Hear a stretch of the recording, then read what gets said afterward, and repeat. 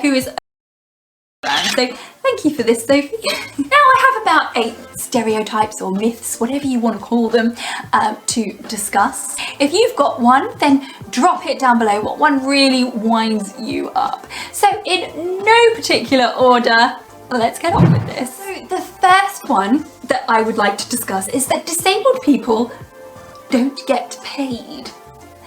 You wouldn't ask a plumber to do some work for you and then say, oh, you know what, you did such a good job. Thank you so much. I tell you what, I'll make you a dinner instead. How about that? No, it wouldn't happen. You wouldn't ask someone who is an expert in their field to do some work for you and not expect to pay them. The world doesn't work like that, and disabled people add a lot of value. Many disabled people put a lot of work and a lot of effort into what they do, whether it's a motivational speaking or offering consultancy advice. And they deserve to be paid just like everybody else. Now this one grinds a lot of gears. And there's a misconception that disabled is a bad word. Now even back, you know, when I was younger and I was growing up and I was really struggling with disability and I hated being disabled, I never had a problem with the word disabled, and I didn't. Seems that many people in the non-disabled community have a problem with it, and they have to come up with like these terms to kind of make themselves feel more comfortable, like handicapable, unable, people with compromised ability. Being disabled is not a bad thing, and then by non-disabled people coming up with these terms to make themselves feel better is, you know, really sort of like trying to disguise the fact that we are disabled and we may have an impairment and it may be a little bit more tricky to do something. We may need a little bit more extra time, or we may need accommodations put into place, but you know, it's all about leveling out the playing field, and disabled is nothing to be ashamed of, and it's not a bad word, and we want to be recognised as having a disability. Do let me know if you've heard of any strange, otherly able words. Now this is a very popular one within the disability wheelchair using community, and that is not all wheelchair users are paralysed and unable to walk.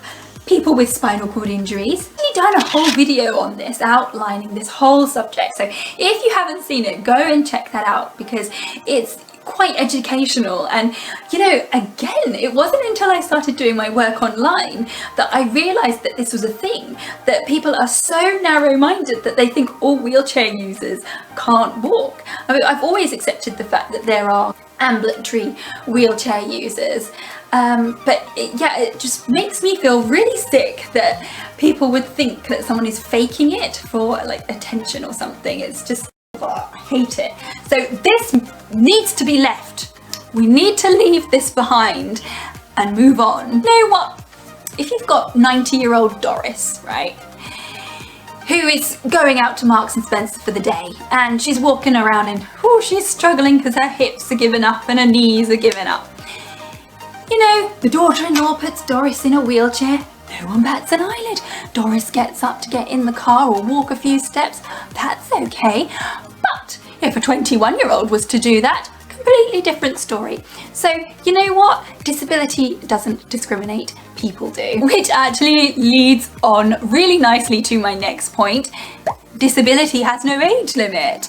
It's a misconception that people think disability only affects older people. Well, it really doesn't, because I was 9 when I was made disabled. People, for being disabled or parking in an accessible parking spot, and realise that this myth needs to be left behind. This whole stereotype needs to be left behind. This is going to lead really nicely onto my next point. Invisible disabilities exist, and there are so many invisible disabilities. If you have an invisible disability, do drop it down below, because I like to think that these videos are used as resources for people to educate themselves. So if they can have a look through the comments and learn a little bit more about your disability, I think it will really, really help. Again, I have to say, I was ignorant as to invisible disabilities before I started doing Wheels No Heels and met Jessica. And I've really educated myself on this subject. Another myth is that, brands don't want to invest in disabled people. Advertisers don't want to invest in disabled people. I saw a post the other day that someone didn't want to hire a disabled model because they don't think it is good for their brand, and it distracts from the products if you're using a disabled model. And I mean, that just really, really winds me up, because as a disabled child, I know I keep going back on, growing up with no one in the media, I was in a really bad way for so many years, and I found it so hard. And which is why representation matters massively. Not only that, it has shown to have a positive impact on branding and a positive impact on companies. If you make your company accessible, people are more likely to shop there. They are more likely to have repeat business and be loyal customers to you, and also their family members as well. Not forget the spending power of disabled people, which is something like 270 billion a year in the UK. That's massive. So I could go on and on and on about this subject of many